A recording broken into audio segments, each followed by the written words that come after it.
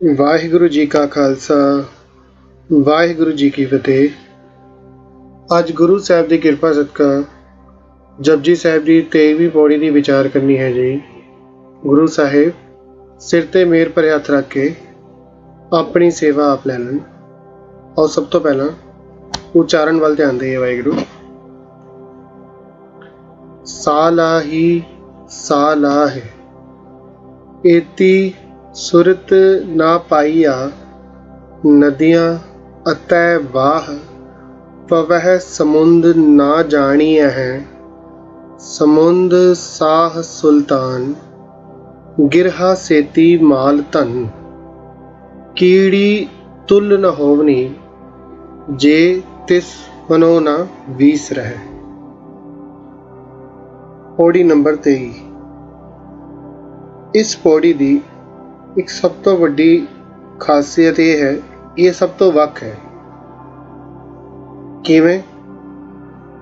ਸ਼ੁਰੂ ਤੋਂ ਲੈ ਕੇ ਦੇਖੋ, ਇਹਦੇ ਵਿੱਚ 4 ਤੁਕਾਂ ਹਨ ਤੇ ਜਿਹੜੀ 4 ਤੁਕਾਂ ਹਨ ਉਹਦੇ ਜਿਹੜੇ ਅਖੀਰਲੇ ਜਿਹੜੇ ਵਰਡ ਨੇ ਉਹ ਆਪਸ ਵਿੱਚ ਮੇਲ ਨਹੀਂ ਖਾਂਦੇ। ਕਹਿਣ ਤੋਂ ਭਾਵ ਇਹ ਰਾਈਮਿੰਗ ਵਿੱਚ ਨਹੀਂ ਹੈ। ਇਹ ਇੱਕੋ ਇੱਕ ਐਸੀ ਪੌੜੀ ਹੈ ਜੋ ਰਾਈਮਿੰਗ ਵਿੱਚ ਨਹੀਂ ਹੈ, ਕਹਿ ਸਕਦੇ ਹਾਂ। ਜੋ ਆਪਸ ਵਿੱਚ ਦੇਖੋ, ਅਗਰ ਪਹਿਲੀ ਤੁਕ ਪੜੋਗੇ ਸਾਲਾਹੀ ਸਾਲਾਹ ਏਤੀ ਸੁਰਤ ਨਾ ਪਾਈਆ, ਅਖੀਰ ਵਿੱਚ ਆਇਆ ਪਾਈਆ। ਅਗਲੀ ਤੁਕ ਵਿੱਚ ਆ ਗਿਆ ਨਦੀਆਂ ਅਤੇ ਵਾਹ ਪਵਹਿ ਸਮੁੰਦ ਨਾ ਜਾਣੀਐ ਹੈ, ਯਾਨੀ ਕਿ ਪਾਈਆ ਦੇ ਨਾਲ ਨਹੀਂ ਮਿਲਿਆ, ਜਾਣੀਐ ਹੈ। ਫਿਰ ਆਇਆ ਜੀ ਸਮੁੰਦ ਸਾਹ ਸੁਲਤਾਨ ਗਿਰਹਾ ਸੇਤੀ ਮਾਲ ਧਨ। ਹੁਣ ਨਾ ਜਾਣੀਏ ਦੇ ਨਾਲ ਮਿਲ ਰਹੇ, ਇਹ ਵੀ ਅਲੱਗ ਹੈ। ਕੀੜੀ ਤੁਲਨਾ ਹੋਵਨੀ ਜੇ ਤਿਸ ਮਨੋ ਨਾ ਵੀਸ ਰਹਿ। ਹੁਣ ਇਹਦੇ ਵਿੱਚ ਵੀਸ ਰਹਿ ਧਨ ਨਾਲੋਂ ਬਿਲਕੁਲ ਵਾਕਿਆ। ਕਹਿਣ ਤੋਂ ਭਾਵ ਜਿਹੜੇ ਆਖਰੀ ਜਿਹੜੇ ਸ਼ਬਦ ਆ ਉਹ ਆਪਸ ਵਿੱਚ ਰਾਈਮਿੰਗਸ ਨਹੀਂ ਹਨ ਤੇ ਇਸ ਤਰੀਕੇ ਦੇ ਪਦੇ ਨੂੰ, ਪੌੜੀ ਨੂੰ ਕਿਹਾ ਜਾਂਦਾ ਹੈ ਸੋਰਠਾ। ਸੋਰਠਾ ਕਿਹਾ ਜਾਂਦਾ ਇਸ ਨੂੰ, ਜਿਹਦੇ ਵਿੱਚ ਆਖਰੀ ਵਾਲੇ ਜਿਹੜੇ ਸ਼ਬਦ ਜਿਹੜੇ ਹੈਗੇ ਆ ਉਹ ਆਪਸ ਵਿੱਚ ਮੈਚ ਨਾ ਹੋਣ। ਤੇ ਇੱਕੋ ਇੱਕ ਪੌੜੀ ਹੈ ਜਿਹੜਾ ਸੋਰਠਾ, ਜਿਹਨੂੰ ਆਪਾਂ ਕਹਿ ਸਕਦੇ ਹਾਂ। ਬਾਕੀ ਸਭ ਵਿੱਚ ਅਗਰ ਕੋਈ ਵੀ ਪੜੋਗੇ, ਜਿਵੇਂ ਕਿ ਕੁਦਰਤ ਕਵਣ ਕਹਾ ਵਿਚਾਰ ਵਾਰਿਆ ਨਾ ਜਾਵਾ ਏਕ ਵਾਰ, ਯਾਨੀ ਕਿ ਅਖੀਰ ਵਾਲੇ ਜਿਹੜੇ ਆ ਉਹ ਨਾਲ ਮੇਲ ਖਾਂਦੇ, ਜਿਵੇਂ ਵਿਚਾਰ ਵਾਰ ਨਾ। ਜੋ ਤੁਧ ਭਾਵੈ ਸਾਈ ਭਲੀ ਕਾਰ, ਕਾਰ ਆ ਗਿਆ ਨਾ। ਤੂੰ ਸਦਾ ਸਲਾਮਤ ਨਿਰੰਕਾਰ, ਇੱਥੇ ਫਿਰ ਆ ਗਿਆ। ਪਰ ਇਹਦੇ ਵਿੱਚ ਵੇਖੋ ਸਾਰੀ ਹੀ ਜਿਹੜੀ ਤੁਕਾਂ ਹਨ ਉਹ ਆਪਸ ਵਿੱਚ ਮੇਲ ਨਹੀਂ ਖਾਂਦੀਆਂ ਤੇ ਇਹਦਾ ਧਿਆਨ ਰੱਖਣਾ ਹੈ। ਇਸ ਨੂੰ ਸੋਰਠਾ ਕਿਹਾ ਜਾਂਦਾ ਜੀ। ਜਿਹੜਾ ਅਖੀਰਲੀਆਂ ਜਿਹੜੀਆਂ ਤੁਕਾਂ ਹਨ ਉਹ ਆਪਸ ਵਿੱਚ ਮੈਚ ਨਹੀਂ ਹੁੰਦੀਆਂ, ਯਾਨੀ ਕਿ ਰਾਈਮਿੰਗ ਨਹੀਂ ਹੁੰਦੀਆਂ। ਜਿਹੜੀਆਂ ਅਖੀਰੇ ਜਿਹੜੇ ਵਰਡ ਹੈਗੇ, ਮਾਫ ਕਰਨਾ। ਆਓ ਥੋੜਾ ਅਰਥ ਵੱਲ ਗੁਰੂ ਸਾਹਿਬ ਕਿਰਪਾ ਕਰਨ। ਸਾਲਾਹੀ ਸਾਲਾਹੇ, ਸਾਲਾਹੀ ਯਾਨੀ ਕਿ ਉਹ ਸਰਾਹਣਯੋਗ ਪਰਮਾਤਮਾ। ਸਾਲਾਹੇ ਭਾਵ ਸਿਫਤ ਸਲਾਹ ਕਰ ਕਰਕੇ, ਯਾਨੀ ਕਿ ਉਹਦੇ ਗੁਣ ਗਾ ਗਾ ਕੇ। ਏਤੀ ਸੁਰਤ ਨਾ ਪਾਈਆ, ਯਾਨੀ ਕਿ ਉਹਦੇ ਗੁਣ ਗਾ ਗਾ ਕੇ ਭਾਵੇਂ ਜੀਵ ਜੋ ਸਿਫਤ ਸਲਾਹ ਦੇ ਜਿਹੜੇ ਗੁਣ ਆ ਉਹ ਤੇ ਸਾਰੇ ਉਹਨੂੰ ਮਿਲ ਰਹੇ ਆ, ਪਰ ਕੀ ਸਿਫਤ ਸਲਾਹ ਕਰਨ ਦੇ ਨਾਲ ਉਹਨੂੰ ਉਹਦਾ ਅੰਤ ਲੱਭ ਗਿਆ? ਉਹਦੇ ਗੁਣ ਗਾ ਗਾ ਕੇ ਕਿ ਉਸਨੇ ਪਰਮਾਤਮਾ ਦਾ ਭੇਦ ਪਾ ਲਿਆ, ਭਾਵ ਅੰਤ ਪਾ ਲਿਆ, ਉਹਦੀ ਕੁਦਰਤ ਨੂੰ ਲੱਭ ਲਿਆ ਕਿ ਉਹਦੀ ਕੁਦਰਤ ਨੂੰ ਜਿਹੜਾ ਹੈ। ਪਰ ਗੁਰੂ ਸਾਹਿਬ ਕਹਿੰਦੇ ਆ ਏਤੀ ਸੁਰਤ ਨਾ ਪਾਈਆ। ਫਿਰ ਵੀ ਇਹ ਨਹੀਂ ਕਿਹਾ ਜਾ ਸਕਦਾ ਏਤੀ ਸੁਰਤ ਨਾ ਪਾਈਆ, ਇੰਨੀ ਕੁ ਸੋਝੀ ਨਹੀਂ ਮਿਲੀ, ਨਾ ਪਾਈਆ ਨਹੀਂ ਮਿਲੀ। ਕਿਸ ਚੀਜ਼ ਦੀ ਸੋਝੀ ਨਹੀਂ ਮਿਲੀ ਇਹਦੇ ਵਿੱਚ? ਹੁਣ ਦੇਖੋ, ਕਈ ਵਾਰ ਅਸੀਂ ਗੱਲ ਕਰਦੇ ਆ ਨਾ ਕਿ ਹੁਣ ਮੰਨ ਲਵੋ ਇੱਕ ਅੰਡਰਸਟੈਂਡਿੰਗ ਬਣੀ ਹੋਈ ਹੈ 2 ਜਣਿਆਂ ਵਿੱਚ, ਤੇ ਕਈ ਵਾਰ ਉਹ ਵਰਡ ਵਿੱਚ ਨਹੀਂ ਵੀ ਆਉਂਦਾ ਤੇ ਫਿਰ ਵੀ ਦੂਜਾ ਬੰਦਾ ਸਮਝ ਜਾਂਦਾ ਕਿ ਹਾਂ ਇਹ ਇਸ ਬਾਰੇ ਗੱਲ ਕਰ ਰਿਹਾ। ਹੁਣ ਇੱਥੇ ਕਿੱਥੇ ਇਹ ਨਹੀਂ ਲਿਖਿਆ ਕਿ ਬਈ ਏਤੀ ਸੁਰਤ ਨਾ ਪਾਈਆ। ਇਹਦਾ ਅਗਰ ਵਰਡ ਮੀਨਿੰਗ ਲਵਾਂਗੇ ਤੇ ਬਣੇਗਾ ਕਿ ਇੰਨੀ ਕੁ ਸਮਝ ਨਹੀਂ ਮਿਲੀ। ਏਤੀ ਸੁਰਤ ਯਾਨੀ ਇੰਨੀ ਜਿਹੀ ਸਮਝ ਨਾ ਪਾਈਆ, ਯਾਨੀ ਕਿ ਨਹੀਂ ਲੈ ਸਕੇ। ਪਰ ਥੋੜਾ ਭਾਵ-ਅਰਥ ਨੂੰ ਸਮਝਾਂਗੇ ਕਿ ਕਿਸ ਗੱਲ ਦੀ ਸਮਝ, ਥੋੜਾ ਜਿਹਾ ਸਮਝਣਾ ਪਏਗਾ, ਕਿਉਂਕਿ ਸ਼ੁਰੂ ਤੋਂ ਲੈ ਕੇ ਇਹ 23ਵੀਂ ਪੌੜੀ ਤੱਕ ਅਸੀਂ ਪਹੁੰਚ ਗਏ ਤੇ ਕਿਸ ਬਾਰੇ ਗੱਲ ਚੱਲ ਰਹੀ ਹੈ ਉਹ ਪ੍ਰਕਰਨ ਨੂੰ ਸਮਝਦੇ ਹੋਏ ਜੇ ਅਸੀਂ ਇਸ ਦੀ ਵਿਚਾਰ ਕਰਨਾ ਚਾਹਾਂਗੇ ਤੇ ਇਹਦਾ ਭਾਵ-ਅਰਥ ਨਿਕਲੇਗਾ ਕਿ ਉਸ ਅਕਾਲ ਪੁਰਖ ਦੀ ਸਮਝ, ਉਸ ਦੇ ਜਿਹੜੇ ਅੰਤ ਦੀ ਸਮਝ ਹੈ, ਉਹਦੀ ਖੋਜ ਜਿਹੜੀ ਹੈ ਉਹਦੀ ਸਮਝ ਨਹੀਂ ਮਿਲ ਪਾਈ। ਭਾਵੇਂ ਸਲਾਹੀ ਸਲਾਹੇ ਉਸ ਸਲਾਹਣਯੋਗ ਪਰਮਾਤਮਾ ਨੂੰ ਸਲਾਹ ਕੇ ਉਹਦੇ ਗੁਣ ਗਾ ਕੇ ਇਹ ਸਮਝ ਨਹੀਂ ਮਿਲ ਪਾਈ ਕਿ ਉਹ ਕਿੰਨਾ ਵੱਡਾ ਹੈ। ਠੀਕ ਹੈ, ਜੋ ਉਹਦਾ ਬੈਨੀਫਿਟ ਹੈ ਸਲਾਹੀ ਸਲਾਹੇ, ਜੋ ਸਿਫਤ ਸਲਾਹ ਦਾ ਬੈਨੀਫਿਟ ਹੈ ਉਹ ਤੇ ਮਿਲੇਗਾ ਹੀ, ਪਰ ਇਹ ਨਹੀਂ ਹੋਏਗਾ ਕਿ ਹਾਂ ਬਈ ਉਸਨੇ ਉਹਦਾ ਭੇਦ ਪਾ ਲਿਆ, ਹੁਣ ਉਹ ਬਿਲਕੁਲ ਉਹਨੂੰ ਸਾਰੀ ਸੋਝੀ ਆ ਗਈ ਆ। ਅੱਗੇ ਹੋਰ ਇਸ ਨੂੰ ਖੋਲਦੇ ਆ। ਐਗਜ਼ਾਮਪਲ ਦੇ ਤੌਰ ਤੇ ਤੁਹਾਨੂੰ ਦੱਸਿਆ ਜਿਵੇਂ ਨਦੀਆਂ ਅਤੇ ਵਾਹ। ਹੁਣ ਇਹਦੇ ਨਾਲ ਬੜੀ ਗੱਲ ਕਲੀਅਰ ਹੋ ਜਾਏਗੀ ਕਿ ਨਦੀਆਂ ਦੇ ਨਾਲ ਬਿਲਕੁਲ ਕਲੀਅਰ ਹੋ ਰਿਹਾ। ਨਦੀਆਂ ਜਿਹੜੀਆਂ, ਇਹਦਾ ਕੋਈ ਅਲੱਗ ਤੋਂ ਮੀਨਿੰਗ ਕਰਨ ਦੀ ਲੋੜ ਨਹੀਂ, ਨਦੀਆਂ ਖੁਦ ਹੀ ਆਪਣੀ 'ਚ ਇੱਕ ਵਰਡ ਹੈ ਜੋ ਬਿਲਕੁਲ ਕਲੀਅਰ ਹੈ। ਅਤੇ ਵਾਹ ਤੋਂ ਭਾਵ ਨਾਲੇ, ਤੇ ਨਦੀਆਂ ਅਤੇ ਜਿਹੜੇ ਨਾਲੇ ਪਵਹਿ ਸਮੁੰਦ ਨਾ ਜਾਣੀ ਹੈ।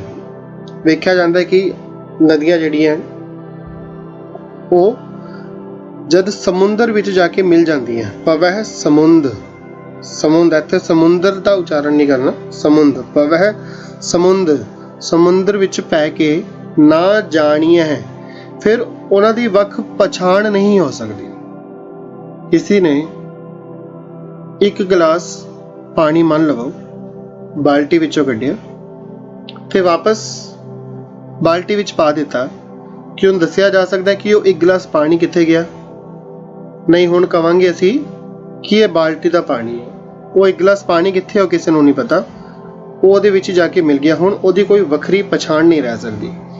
ਇਸੇ ਤਰੀਕੇ ਨਾਲ ਇਹ ਗੁਣ ਮਿਲਿਆ ਸਲਾਹੀ ਸਲਾਹ ਕੇ, ਜਿਹਨੇ ਸਿਫਤ ਸਲਾਹ ਕੀਤੀ, ਜਿਹਨੇ ਗੁਣ ਗਾਇਆ, ਉਹ ਕੀ ਹੋਇਆ? ਉਹ ਉਹਦਾ ਹੀ ਸਰੂਪ ਹੋ ਗਿਆ। ਨਾਲ ਐਗਜ਼ਾਮਪਲ ਦਿੱਤਾ ਕਿ ਨਦੀਆਂ ਅਤੇ ਵਾਹ, ਜਿਵੇਂ ਨਦੀਆਂ ਅਤੇ ਨਾਲੇ ਜਿਹੜੇ ਆ ਉਹ ਸਮੁੰਦਰ ਵਿੱਚ ਪੈ ਕੇ ਅਲੱਗ ਤੋਂ ਪਛਾਣੇ ਨਹੀਂ ਜਾਂਦੇ, ਵੱਖ ਉਹਨਾਂ ਦੀ ਪਛਾਣ ਨਹੀਂ ਰਹਿੰਦੀ। ਇਸੇ ਤਰੀਕੇ ਨਾਲ ਜੋ ਨਾਮ ਜਪਦੇ ਆ, ਜੋ ਗੁਰਮੁਖ ਰੂਹਾਂ ਹੁੰਦੀਆਂ, ਉਸ ਪਰਮਾਤਮਾ ਵਿੱਚ ਲੀਨ ਹੋ ਜਾਂਦੇ, ਫਿਰ ਉਹਨਾਂ ਦੀ ਕੋਈ ਆਪਣੀ ਹੋਂਦ ਨਹੀਂ ਰਹਿੰਦੀ, ਆਪਣੀ ਕੋਈ ਵੱਖਰੀ ਪਛਾਣ ਨਹੀਂ ਰਹਿੰਦੀ। ਜਿਵੇਂ ਕਿ ਭਗਤ ਰਵਿਦਾਸ ਜੀ ਨੇ ਕਿਹਾ, ਤੋਹੀ ਮੋਹੀ ਮੋਹੀ ਤੋਹੀ, ਯਾਨੀ ਕਿ ਤੂੰ ਮੈਂ ਹੈ ਤੇ ਮੈਂ ਤੂੰ ਹਾਂ, ਅੰਤਰ ਕੈਸਾ? ਇਸ ਵਿੱਚ ਫਰਕ ਕੀ ਹੈ? ਕੋਈ ਫਰਕ ਨਹੀਂ ਹੈ। ਜਿਵੇਂ ਸਮੁੰਦਰ ਦੀਆਂ ਜਿਹੜੀਆਂ ਲਹਿਰਾਂ ਉੱਠਦੀਆਂ ਫਿਰ ਵਾਪਸ ਸਮੁੰਦਰ ਵਿੱਚ ਜਾ ਕੇ ਸਮਾ ਜਾਂਦੀਆਂ, ਇਸੇ ਤਰੀਕੇ ਦੇ ਨਾਲ ਜਿਹੜੇ ਨਾਮ ਜਪਦੇ ਆ ਉਹ ਉਹਦੇ ਵਿੱਚ ਹੀ ਲੀਨ ਹੋ ਜਾਂਦੇ ਆ। ਫਿਰ ਭੇਦਤਾ ਨਹੀਂ ਰਹਿ ਜਾਂਦੀ, ਭੇਦਤਾ ਜਿਹੜੀ ਹੈ ਉਹ ਸਾਰੀ ਮੁੱਕ ਜਾਂਦੀ ਹੈ, ਜਿਵੇਂ ਕਿ ਅਸੀਂ ਐਗਜ਼ਾਮਪਲ ਸਮਝਿਆ। ਅੱਗੇ ਫਿਰ ਹਉਮੈ ਨੂੰ ਤੋੜਨ ਵਾਸਤੇ ਗੁਰੂ ਸਾਹਿਬ ਨੇ ਸਾਡੇ ਤੇ ਕਿਰਪਾ ਕਰਦੇ ਹੋਏ ਇਹ ਤੁਕਾਂ ਦੀ ਉਚਾਰਨ ਕੀਤੀਆਂ ਕਿ ਸਮੁੰਦ ਸਾਹ ਸੁਲਤਾਨ। ਕੋਈ ਮੰਨ ਲਵੋ ਇੰਨਾ ਵੱਡਾ ਸ਼ਾਹ ਹੋਏ, ਸਮੁੰਦ ਸਾਹ, ਸਮੁੰਦਰ ਜਿਹਾ ਕਹਿ ਸਕਦੇ ਹਾਂ, ਜਾਂ ਸਮੁੰਦਰ ਦਾ ਰਾਜਾ। ਕਈ ਵਾਰ ਅਸੀਂ ਇਹ ਕਹਾਣੀਆਂ ਵਿੱਚ ਪੜ੍ਹਿਆ, ਇਤਿਹਾਸ ਵਿੱਚ ਕਈ ਵਾਰ ਇਹਦਾ ਜ਼ਿਕਰ ਆਉਂਦਾ ਕਿ ਸਮੁੰਦਰੀ ਰਾਜਾ ਹੈ ਨਾ, ਤੇ ਐਗਜ਼ਾਮਪਲ ਦੇ ਤੌਰ ਤੇ। ਪਰ ਇਹਦਾ ਇੱਕ ਹੋਰ ਅਰਥ ਵੀ ਨਿਕਲ ਸਕਦਾ ਕਿ ਮੰਨ ਲਓ ਕਿਸੇ ਕੋ ਸਮੁੰਦਰ ਦੇ ਪਾਣੀ ਜਿਹਾ ਰਾਜ ਹੋਵੇ, ਹੈ ਨਾ, ਉਹਦਾ ਉਹ ਰਾਜਾ ਹੋਵੇ, ਇੰਨੀ ਉਹਦੇ ਕੋਲ ਜਗ੍ਹਾ ਹੋਵੇ ਨਾ, ਸੁਲਤਾਨ ਹੋਵੇ, ਵੱਡਾ ਸੁਲਤਾਨ ਹੋਵੇ। ਸਮੁੰਦ ਸਾਹ ਸੁਲਤਾਨ। ਗਿਰਹਾ ਸੇਤੀ ਮਾਲ ਧਨ। ਗਿਰਹਾ ਤੋਂ ਭਾਵ ਅਰਥ ਹੈ ਪਹਾੜ, ਸੇਤੀ ਜਿਹਾ, ਵਰਗਾ। ਸੇਤੀ ਦਾ ਅਰਥ ਦੱਸਣ ਦਾ ਮੀਨਿੰਗ, ਮਕਸਦ ਇਹੀ ਆ, ਕਿਉਂਕਿ ਨਾ ਇਹ ਸੇਤੀ ਕਈ ਜਗ੍ਹਾ ਆਏਗਾ। ਅਗਰ ਆਪ ਜੀ ਨੇ ਸੇਤੀ ਦਾ ਵਰਡ ਮੀਨਿੰਗ ਸਮਝਿਆ ਤੇ ਬੈਨੀਫਿਟ ਇਹ ਹੋਏਗਾ। ਕਈ ਵਾਰ ਇੱਕ ਵਰਡ ਦੇ ਕਾਰਨ ਅਗਰ ਇੱਕ ਵਰਡ ਸਮਝ ਨਹੀਂ ਆਇਆ ਤੇ ਪੂਰੀ ਤੁਕ ਦਾ ਵਰਡ ਮੀਨਿੰਗ ਸਾਨੂੰ ਕਲੀਅਰ ਨਹੀਂ ਹੋ ਪਾਉਂਦਾ। ਸਿਰਫ ਕਈ ਵਾਰ ਇੱਕ ਵਰਡ ਕਾਰਨ ਅੜ ਜਾਂਦੇ ਆ। ਜਿਹੜੇ ਬੱਚੇ ਪੜ੍ਹਨ ਵਾਲੇ ਉਹ ਵੀ ਇਸ ਗੱਲ ਨੂੰ ਸਮਝਦੇ ਹੋਣਗੇ। ਮੰਨ ਲਓ ਇੰਗਲਿਸ਼ ਦਾ ਕੋਈ ਸੈਂਟੈਂਸ ਹੈ, ਉਹਦੇ ਵਿੱਚੋਂ ਅਗਰ ਕੋਈ ਇੱਕ ਡਿਫੀਕਲਟ ਵਰਡ ਆ ਗਿਆ ਜਿਹਦਾ ਸਾਨੂੰ ਮੀਨਿੰਗ ਨਹੀਂ ਪਤਾ, ਉਸ ਕਾਰਨ ਉਹ ਪੂਰੇ ਸੈਂਟੈਂਸ ਦਾ ਮੀਨਿੰਗ ਕਲੀਅਰ ਨਹੀਂ ਹੋ ਪਾਉਂਦਾ, ਤੇ ਫਿਰ ਡਿਕਸ਼ਨਰੀ ਵੇਖਣੀ ਪੈਂਦੀ ਹੈ, ਜਾਂ ਅੱਜ ਕੱਲ੍ਹ ਜਿਹੜੇ ਸਾਧਨ ਆ ਆਨਲਾਈਨ, ਉਹਦੇ ਨਾਲ ਹੈਲਪ ਲੈ ਕੇ ਬੰਦਾ ਫਿਰ ਉਸਨੂੰ ਸੋਲਵ ਕਰਦਾ। ਅੱਛਾ ਇਹਦਾ ਵਰਡ ਮੀਨਿੰਗ ਹੈ, ਉਹਦੇ ਜਿਵੇਂ ਉਹਨੂੰ ਮੀਨਿੰਗ ਪਤਾ ਲੱਗਦਾ ਤੇ ਪੂਰੀ ਲਾਈਨ ਕਲੀਅਰ ਹੋ ਜਾਂਦੀ ਹੈ। ਇਸ ਲਈ ਅਸੀਂ ਥੋੜ੍ਹਾ ਜੇ ਵਰਡ ਮੀਨਿੰਗ ਵੱਲ ਵੀ ਧਿਆਨ ਦੇਵਾਂਗੇ ਤੇ ਕੱਲ੍ਹ ਨੂੰ ਕੋਈ ਹੋਰ ਜਦ ਇਹ ਵਰਡ ਜਿਹੜਾ ਅੱਗੇ ਆਏਗਾ ਤਾਂ ਸਾਨੂੰ ਮੀਨਿੰਗ ਹੋਰ ਕਲੀਅਰ ਹੋ ਜਾਏਗਾ। ਸਾਲਾਹੀ ਸਲਾਹੇ ਏਤੀ ਸੁਰਤ ਨਾ ਪਾਈਆ, ਨਦੀਆਂ ਅਤੇ ਵਾਹ ਪਵਹਿ ਸਮੁੰਦ ਨਾ ਜਾਣੀਆਂ ਹੈ। ਹੁਣ ਸਮੁੰਦ ਸਾਹ ਸੁਲਤਾਨ, ਸਮੁੰਦਰ ਦਾ ਕੋਈ ਸ਼ਾਹ ਹੋਏ, ਸੁਲਤਾਨ ਹੋਏ। ਗਿਰਹਾ ਸੇਤੀ ਵਰਗਾ, ਯਾਨੀ ਕਿ ਪਹਾੜ ਵਰਗਾ, ਪਹਾੜਾ ਜਿਹਾ ਉਹਦੇ ਕੋਲ ਮਾਲ ਧਨ, ਯਾਨੀ ਕਿ ਇੰਨੀ ਧਨ ਦੌਲਤ ਹੋਵੇ। ਪਹਾੜਾਂ ਵਰਗੇ ਸੀ ਜ਼ਿਆਦਾਤਰ ਜੋ ਮਿਸਾਲਾਂ ਦਿੱਤੀਆਂ ਜਾਂਦੀਆਂ ਕਿ ਇਹ ਪਹਾੜ ਵਰਗਾ ਉੱਚਾ ਹੈ, ਪਹਾੜ ਵਰਗਾ ਹੈ, ਪਹਾੜ ਵਰਗਾ। ਪਹਾੜ ਦਾ ਮਤਲਬ ਕਹਿਣ ਦਾ ਭਾਵ ਅਰਥ ਹੈ ਕਿ ਬਹੁਤ ਜ਼ਿਆਦਾ, ਅਣਗਿਣਤ ਕਹਿ ਲਓ ਕਿ ਇੰਨਾ ਅਥਾਹ ਪੈਸਾ ਹੋਏ ਉਹਦੇ ਕੋਲ। ਮਤਲਬ ਇਹ ਕਹਿ ਸਕਦੇ ਹਾਂ ਅੱਜ ਦੇ ਟਾਈਮ 'ਚ ਇੱਕ ਅਮੀਰ ਸ਼ਖਸੀਅਤ ਹੋਏ। ਅੱਜ ਦਾ ਟਾਈਮ ਦਾ ਅਗਰ ਮਿਸਾਲ ਅਗਰ ਲਈ ਜਾਏ ਤਾਂ ਅਸੀਂ ਅੰਬਾਨੀ ਦੀ ਮਿਸਾਲ ਲੈ ਸਕਦੇ ਹਾਂ ਕਿ ਜੋ ਇੱਕ ਧਨਵਾਨ ਹੈ ਨਾ, ਜੋ ਮਤਲਬ ਇੰਡੀਆ ਪਰਪਸ ਦੇ ਕਹਿ ਰਿਹਾ। ਅਤੇ ਮੰਨ ਲਓ ਕੋਈ ਅਜਿਹਾ ਹੋਵੇ ਬੰਦਾ ਜਿਹੜਾ ਬਹੁਤ ਵੱਡਾ ਧੰਨਵਾਦ ਹੈ, ਜਿਹੜਾ ਬੜਾ ਤਗੜਾ ਬਿਜ਼ਨਸ ਚੱਲਦਾ ਹੋਏ ਹੈ ਨਾ, ਟਾਟਾ ਬਿਰਲਾ ਐਗਜ਼ਾਮਪਲ ਦੇ ਤੌਰ 'ਤੇ ਵਰਤੇ ਜਾਂਦੇ ਆ। ਪਰ ਗੁਰੂ ਸਾਹਿਬ ਕਹਿੰਦੇ ਕੀੜੀ ਤੁਲ ਨਾ ਹੋਵਨੀ ਜੇ ਤਿਸ ਮਨਹੁ ਨਾ ਵੀਸ ਰਹਿ। ਹੁਣ ਇੱਥੇ ਧਿਆਨ ਦੇਣ ਵਾਲੀ ਗੱਲ ਹੈ, ਇਹ ਤੁਕ ਜਿਹੜੀ ਹੈ ਨਾ, ਇਹ ਇਸ ਪੂਰੀ ਪੌੜੀ ਦਾ ਕਹਿ ਲਓ ਸਾਰ ਹੈ, ਮੂਲ ਹੈ, ਆਧਾਰ ਹੈ। ਅਗਰ ਇਸ ਨੂੰ ਸਮਝਾਂਗੇ ਤਾਂ ਹੀ ਗੱਲ ਸਮਝ ਆਏਗੀ, ਨਹੀਂ ਤਾਂ ਹੋ ਸਕਦਾ ਹੈ ਅਸੀਂ ਕਿਤੇ ਇਹ ਗਲਤਫਹਿਮੀ ਨਾ ਮਨ ਵਿੱਚ ਰੱਖ ਲਈਏ ਕਿ ਜੋ ਪੈਸਾ ਉਹ ਗਲਤ ਹੈ। ਗੁਰੂ ਸਾਹਿਬ ਨੇ ਕਿੱਥੇ ਵੀ ਕਦੇ ਵੀ ਕਿਸੇ ਵੀ ਕਹਿ ਲਵੋ ਕਿ ਦੁਨਿਆਵੀ ਚੀਜ਼ ਨੂੰ, ਅਗਰ ਉਹਦਾ ਜ਼ਰੀਆ ਦੁਨਿਆਵੀ ਚੀਜ਼ ਕੋਈ ਐਸੀ ਹੈ, ਕੋਈ ਵੀ ਚੀਜ਼ ਹੈ, ਭਾਵੇਂ ਉਹ ਪੈਸਾ ਵੀ ਹੋ ਸਕਦੀ ਹੈ, ਸਾਡਾ ਕਾਰੋਬਾਰ ਹੋ ਸਕਦਾ, ਸਾਡੀ ਗੱਡੀਆਂ ਹੋ ਸਕਦੀਆਂ, ਸਾਡਾ ਕਾਰੋਬਾਰ ਹੋ ਸਕਦਾ ਹੈ, ਕਿਸੇ ਚੀਜ਼ ਨੂੰ ਛੱਡਣ ਵਾਸਤੇ ਕਦੀ ਨਹੀਂ ਕਿਹਾ ਗੁਰੂ ਸਾਹਿਬ ਨੇ। ਅਗਰ ਕੋਈ ਅਜਿਹਾ ਸਾਨੂੰ ਦੱਸਣ ਦੀ ਕੋਸ਼ਿਸ਼ ਕਰਦਾ ਹੈ ਤੇ ਇਹ ਗੁਰ ਦੀ ਮਤ ਨਹੀਂ ਹੋ ਸਕਦੀ, ਇਹ ਕਿਸੇ ਦੀ ਨਿੱਜ ਮਤ ਜ਼ਰੂਰ ਹੋ ਸਕਦੀ ਹੈ। ਕਿਉਂਕਿ ਸਭ ਤੋਂ ਵੱਡਾ ਸਾਨੂੰ ਐਗਜ਼ਾਮਪਲ ਭਾਈ ਗੁਰਦਾਸ ਜੀ ਦੀ ਵਾਰਾਂ 'ਚ ਮਿਲਿਆ ਕਿ ਭਗਤ ਵੱਡਾ ਰਾਜਾ ਜਨਕ ਹੈ। ਕਾਰਨ ਕੀ ਦੱਸਿਆ? ਭਗਤ ਵੱਡਾ ਰਾਜਾ ਜਨਕ ਹੈ। ਹੁਣ ਵੈਸੇ ਤੇ ਹੋਰ ਵੀ ਭਗਤ ਹੋਏ ਹੈ ਨਾ, ਅਸੀਂ ਬਾਣੀ ਵਿੱਚ ਵੀ ਸਾਨੂੰ ਪਤਾ ਹੈ ਜੋ 15 ਭਗਤਾਂ ਦੀ ਜਿਹੜੀ ਬਾਣੀ ਹੈ ਉਹ ਦਰਜ ਹੈ।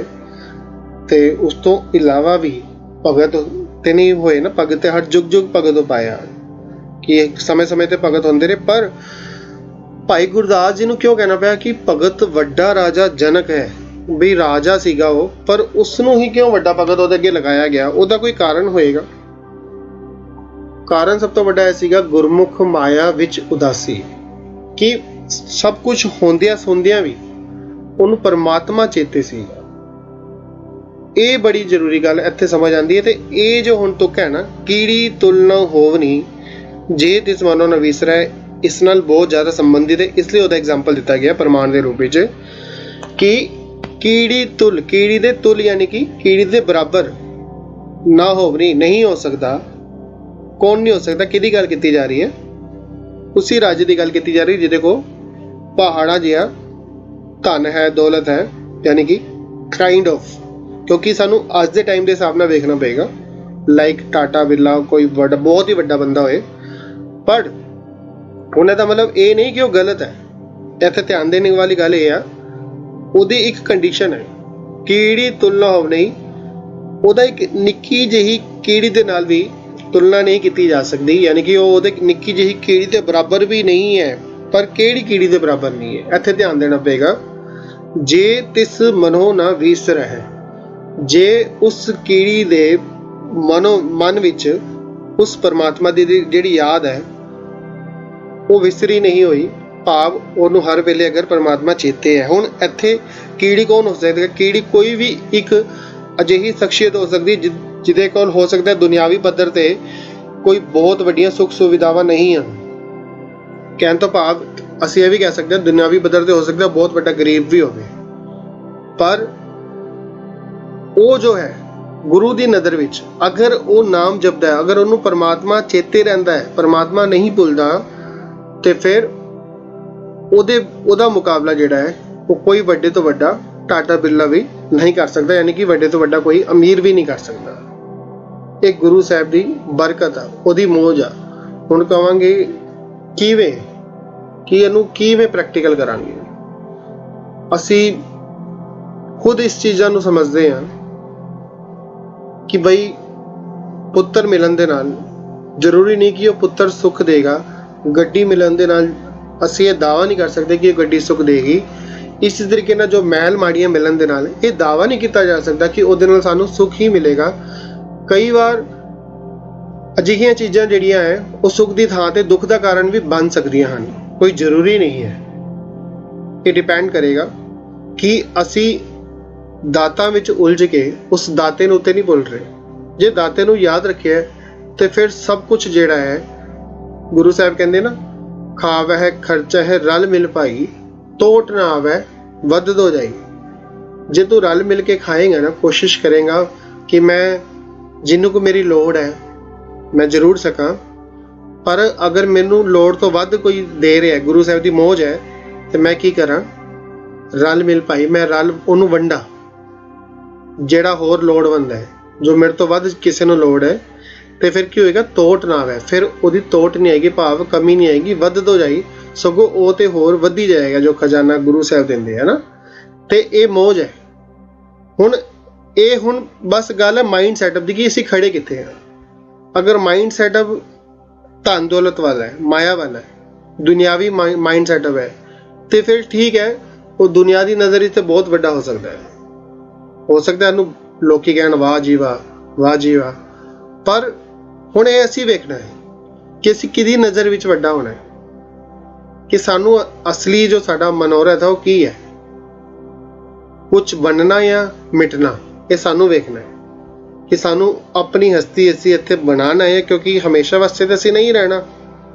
ਹਾਂ, ਇਹ ਗੱਲ ਬਿਲਕੁਲ ਪੱਕੀ ਹੈ, ਜਦੋਂ ਵੀ ਇਹ ਕੋਈ ਜੀਵ ਸਰੀਰ ਛੱਡਦਾ ਹੈ ਤੇ ਬੜੀ ਭੀੜ ਇਕੱਠੀ ਹੁੰਦੀ ਆ, ਤੇ ਬੜੇ ਹੋ ਸਕਦਾ ਹੈ ਕਈ ਆ ਜਾਂਦੇ ਆ, ਤਾਰੀਫ ਕਰਨੇ ਵਾਲੇ ਵੀ, ਬੜੀ ਚੰਗੀ ਰੂਹ ਸੀ, ਬੜਾ ਚੰਗਾ ਕੰਮ ਕਰਦਾ ਸੀਗਾ, ਪਰ ਉਹ ਸਭ ਕੀ ਹੈ, ਮਰਨ ਦੇ ਬਾਅਦ ਕਿਸੇ ਨੇ ਨਹੀਂ ਵੇਖਿਆ।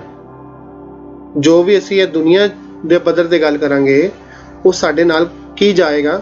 ਸਾਡੇ ਨਾਲ ਇੱਕੋ ਜਾਏਗਾ, ਸਾਥ ਨਾ ਚਾਲੈ ਬਿਨ ਭਜਨ, ਵੇਖਿਆ ਸਗਲੀ ਛਾਰ।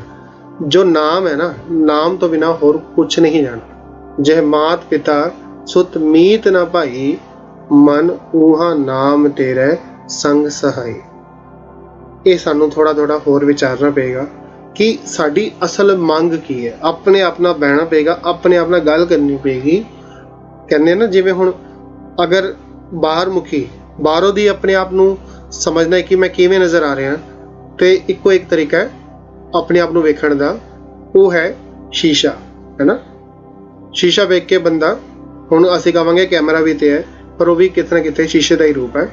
ਤੇ ਐਗਜ਼ਾਮਪਲ ਮੈਂ ਇੱਕ ਲੈ ਰਿਹਾ ਛੋਟਾ ਜਿਹਾ, ਕਿ ਬਈ ਅਗਰ ਸ਼ੀਸ਼ੇ ਵਿੱਚ ਦੇਖੀਏ ਤਾਂ ਪਤਾ ਲੱਗ ਜਾਂਦਾ ਕਿ ਹਾਂ ਅਸੀਂ ਕਿਵੇਂ ਦੀ ਨਜ਼ਰ ਆ ਰਹੇ ਹਾਂ ਬਾਹਰੋਂ, ਤੇ ਕਈ ਵਾਰ ਅਸੀਂ ਉਸ ਹਿਸਾਬ ਨਾਲ ਚੇਂਜਸ ਕਰਦੇ ਹਾਂ ਆਪਣੇ ਵਿੱਚ, ਯਾਰ ਐਵੇਂ ਨਹੀਂ, ਐਵੇਂ ਚੰਗਾ ਲੱਗੇਗਾ, ਹੈ ਨਾ।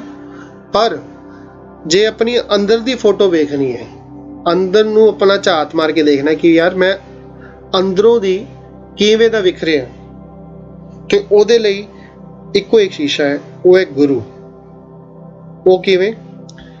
ਸਹਿਜ ਪਾਠ ਕਰਕੇ, ਬਾਣੀਆਂ ਦੀ ਵਿਚਾਰ ਕਰਕੇ, ਸੰਗਤ ਕਰਕੇ, ਸਮਝ ਕੇ, ਸੁਣ ਕੇ, ਬਾਰ ਸੁਣ ਕੇ, ਗੁਰ ਦੀ ਮੱਤ ਜਿਹੜੀ ਹੈ ਉਹ ਆਪਣੇ ਅੰਦਰ ਵਸਾ ਕੇ, ਫਿਰ ਕੀ ਹੋਏਗਾ? ਆਪਣਾ ਸ਼ੀਸ਼ਾ ਨਜ਼ਰ ਆਉਣਾ ਸ਼ੁਰੂ ਹੋ ਜਾਏਗਾ। ਨਹੀਂ, ਇਹ ਤੇ ਮੇਰੇ 'ਚ ਬਹੁਤ ਵੱਡੀ ਕਮੀ ਹੈ, ਨਹੀਂ ਇਹ ਤੇ ਮੇਰੇ 'ਚ ਬਹੁਤ ਵੱਡਾ ਵਿਕਾਰ ਹੈ, ਇਹ ਤੇ ਮੇਰੇ 'ਚ ਬਹੁਤ ਵੱਡਾ ਅਵਗੁਣ ਭਰਿਆ ਹੈ। ਮੈਨੂੰ ਸਮਝਣਾ ਚਾਹੀਦਾ ਕਿ ਇਹ ਮੈਨੂੰ ਖੁਆਰ ਕਰ ਰਿਹਾ ਹੈ, ਇਹਦੇ 'ਚ ਮੇਰਾ ਸਮਾਂ ਬਰਬਾਦ ਹੋ ਰਿਹਾ ਹੈ। ਵੇਖਣਾ ਪਏਗਾ ਕਿਹਦੇ ਵਿੱਚ ਸਮਾਂ ਬਰਬਾਦ ਹੋ ਰਿਹਾ, ਕਿਹਦੇ ਸਮਾਂ ਸਫਲਾ ਹੋ ਰਿਹਾ, ਤੇ ਧੀਰੇ ਕਰਦੇ ਫਿਰ ਕੀ ਹੋਏਗਾ? ਫਿਰ ਜਿਹਦੇ ਗੁਣ ਗਾ ਰਹੇ ਆ, ਉਹਦੇ ਗੁਣ ਸਾਡੇ ਅੰਦਰ ਧੀਰੇ ਵਸਦੇ ਰਹਿਣਗੇ। ਤੇ ਫਿਰ ਹੋ ਸਕਦਾ ਹੈ ਗੁਰੂ ਸਾਹਿਬ ਦੀ ਨਜ਼ਰ ਹੋਏ, ਕਿਰਪਾ ਹੋਏ, ਸ਼ਾਇਦ ਅਸੀਂ ਵੀ ਉਹ ਜੋ ਕੀੜੀ ਹੈ, ਉਹ ਕੀੜੀ ਵਾਲੀ ਜ਼ਿੰਦਗੀ ਵਿੱਚ ਅਸੀਂ ਵੀ ਆ ਸਕੀਏ, ਜਿਹਦੇ ਬਾਰੇ ਗੁਰੂ ਸਾਹਿਬ ਸਾਨੂੰ ਐਗਜ਼ਾਮਪਲ ਦੇ ਰਹੇ ਆ ਕਿ ਉਹ ਕੀੜੀ ਜਿਹੜੀ ਹੈ ਉਹ ਵੱਡੇ ਸੁਲਤਾਨ ਤੋਂ ਵੀ ਮਹਾਨ ਹੈ, ਅਗਰ ਉਸਨੂੰ ਪਰਮਾਤਮਾ ਨਹੀਂ ਵਿਸਰਿਆ। ਇਹ ਤੁੱਕਾ ਝਾੜ ਸਨ, ਪਰ ਇਹਨਾਂ ਵਿੱਚ ਬਹੁਤ ਵੱਡਾ ਖਜ਼ਾਨਾ ਛੁਪਿਆ ਹੈ। ਉਮੀਦ ਹੈ ਗੁਰੂ ਸਾਹਿਬ ਦੇ ਜ਼ਰੀਏ, ਗੁਰੂ ਸਾਹਿਬ ਦੀ ਕਿਰਪਾ ਸਦਕਾ ਆਪ ਜੀ ਤੱਕ ਇਹ ਪਹੁੰਚਿਆ ਹੋਏਗਾ। ਜਿਵੇਂ ਇੱਕ ਸਪੀਕਰ ਦਾ ਕੰਮ ਹੁੰਦਾ ਆਵਾਜ਼ ਪਹੁੰਚਾਉਣਾ, ਬਸ ਮੇਰਾ ਉਹੀ ਕੰਮ ਸਮਝ ਲਓ ਹੈਗਾ ਕਿ ਇੱਕ ਸਪੀਕਰ ਦਾ ਕੰਮ ਕਰ ਰਿਹਾ। ਬਾਣੀ ਹੈ ਉਹ ਗੁਰੂ ਸਾਹਿਬ ਦੀ ਲਈ ਹੈ, ਮੇਰੀ ਆਪਣੀ ਕੋਈ ਪਾਰਟਿਕੂਲਰ ਰਚਨਾ ਨਹੀਂ ਹੈ। ਤੇ ਪਰ ਸਾਡੀ ਜਿਹੜੀ ਮੱਤ ਹੈ ਉਹ ਬਿਲਕੁਲ ਸੀਮਿਤ ਹੈ, ਤੁੱਛ ਮੱਤ ਹੈ, ਤੇ ਅਸੀਂ ਉਸ ਹਿਸਾਬ ਨਾਲ ਤੇ ਡਿਲੀਵਰੀ ਨਹੀਂ ਦੇ ਸਕਦੇ। ਪਰ ਹਾਂ, ਹਮੇਸ਼ਾ ਅਰਦਾਸ ਇਹੀ ਕਰੀਦੀ ਹੈ, ਸ਼ੁਰੂਆਤ ਵਿੱਚ ਇਹੀ ਕਿਹਾ ਜਾਂਦਾ ਹੈ ਕਿ ਗੁਰੂ ਸਾਹਿਬ ਆਪ ਸਿਰ ਤੇ ਮੇਰ ਪਰ ਹੱਥ ਰੱਖ ਕੇ ਆਪਣੀ ਸੇਵਾ ਆਪ ਲੈ ਲਓ, ਕਿਉਂਕਿ ਤੂੰ ਸਮਰੱਥ ਵੱਡਾ, ਮੇਰੀ ਮੱਤ ਥੋੜੀ ਰਾਮ। ਵਾਹਿਗੁਰੂ ਜੀ, ਮੈਨੂੰ ਨਹੀਂ ਸਮਝ। ਇਹ ਬਾਣੀ ਤੁਹਾਡੀ ਹੈ, ਇੱਕ ਸਪੀਕਰ ਆ। ਜੇ ਆਪ ਜੀ ਨੂੰ ਆਪ ਜੀ ਕੁਝ ਬੋਲਣਾ ਚਾਹੁੰਦੇ ਹੋ, ਆਪ ਜੀ ਕੋਈ ਮੈਸੇਜ ਅੱਗੇ ਪਹੁੰਚਾਉਣਾ ਚਾਹੁੰਦੇ ਹੋ, ਇਸ ਜ਼ਰੀਏ ਆਪ ਜੀ ਪਹੁੰਚਾ ਰਹੇ ਹੋ। ਇਹ ਆਪ ਜੀ ਦੇ ਕਹਿ ਸਕਦੇ ਹਾਂ ਵਡਿਆਈ ਹੈ ਕਿ ਤੁਸੀਂ ਸਾਡੇ ਵਰਗਿਆਂ ਕੋ ਇਹ ਸੇਵਾ ਲੈ ਰਹੇ ਹੋ। ਇਹ ਤੁਹਾਡੀ ਮੌਜ ਹੈ, ਤੁਸੀਂ ਕਿਸੇ ਨੂੰ ਵੀ ਲੈ ਸਕਦੇ ਹੋ, ਜਿਸ 'ਤੇ ਵੀ ਆਪਣੀ ਛੜੀ ਰੱਖ ਦਿਓ, ਉਹਦੇ ਤੋਂ ਤੁਸੀਂ ਅਰਥ ਕਰਾ ਸਕਦੇ ਹੋ। ਇਹ ਤੁਹਾਡੀ ਮੌਜ ਹੈ। ਬਸ ਗੁਰੂ ਸਾਹਿਬ ਇਸੇ ਤਰੀਕੇ ਦੇ ਨਾਲ ਸਭ ਦਾ ਪਿਆਰ ਬਣਾਈ ਰੱਖਣ। ਅਤੇ ਹਮੇਸ਼ਾ ਦੀ ਤਰ੍ਹਾਂ ਜਿਹੜੀ ਹੈ ਉਹ ਫਿਰ ਦੁਬਾਰਾ ਬੇਨਤੀ ਕਿ ਅਗਰ ਵੀ ਫਿਰ ਵੀ ਆਪ ਜੀ ਦਾ ਕੋਈ ਸਵਾਲ ਜਵਾਬ ਹੋਏ, ਕਮੈਂਟ ਬਾਕਸ 'ਤੇ ਜ਼ਰੂਰ ਪੁੱਛ ਲਿਆ ਕਰੋ, ਕਿਉਂਕਿ WhatsApp 'ਤੇ ਪੁੱਛ ਦਿਓ, ਬਹੁਤ ਅੱਛੀ ਗੱਲ ਆ, ਪਰ ਉਹ WhatsApp 'ਤੇ ਕਿਤੇ ਨਾ ਕਿਤੇ ਪਰਸਨਲ ਹੀ ਰਹਿ ਜਾਂਦਾ ਹੈ। ਅਤੇ ਉਹਦਾ ਮਕਸਦ ਕੀ ਹੈ, ਉਹਨੂੰ ਜਨਰਲ ਕਰਨ ਦਾ, ਪਬਲਿਕ ਕਰਨ ਦਾ, ਕਿ ਆਪ ਜੀ ਦੇ ਨਾਲ ਹੋਰ ਵੀ ਜਿਹੜੀ ਸੰਗਤ ਆ ਉਹ ਲਾਭ ਲੈ ਸਕੇ। ਉਮੀਦ ਹੈ ਬੇਨਤੀ ਪ੍ਰਵਾਨ ਕਰੋਗੇ ਜੀ। ਬਾਕੀ ਆਪ ਜੀ ਨੂੰ ਪਤਾ ਹੀ ਹੈ, ਇਸ ਨੂੰ ਕਹਿਣ ਦੀ ਲੋੜ ਨਹੀਂ। ਸਬਸਕ੍ਰਾਈਬ ਆਪ ਜੀ ਕਰ ਹੀ ਰਹੇ ਹੋ, ਲਾਈਕ ਔਰ ਸ਼ੇਅਰ ਆਪ ਜੀ ਕਰ ਹੀ ਰਹੇ ਹੋ। ਬਹੁਤ ਬਹੁਤ ਧੰਨਵਾਦ। ਗੁਰੂ ਸਾਹਿਬ ਸਭ 'ਤੇ ਕਿਰਪਾ ਬਣਾਈ ਰੱਖਣ ਜੀ। ਵਾਹਿਗੁਰੂ ਜੀ ਕਾ ਖਾਲਸਾ, ਵਾਹਿਗੁਰੂ ਜੀ ਕੀ ਫਤਿਹ।